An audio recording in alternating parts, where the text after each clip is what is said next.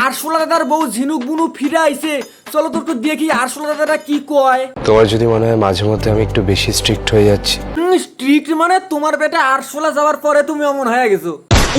আমায় বলো, আমি নিজেকে শুধরে নেবো। তুমি আর কি শুধরাবে, আমি তোমার একটা ভালো বুদ্ধি, তুমি ডাক্তারের কাছে যাও। হ্যাঁ, না হলে কি করো, বেশি করে হাইগে আরশোলাটারে বার করে দাও, তাহলে তোমার মাথা ঠিক হয়ে যাবে। এবার শুনি, আমায় ছেড়ে কেন চলে গিয়েছিলে?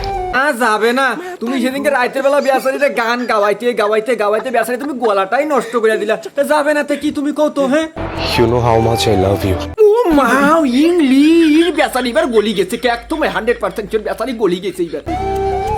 নেও বুঝো ঠেলা ভেদ কান্দুরি এবার কান ধরে। ও মা, এই সময় চোখ বন্ধ করো, চোখ বন্ধ করো। সুইটহার্ট, আম শাসছে, বেচারি গলি গেছে। I am so sorry.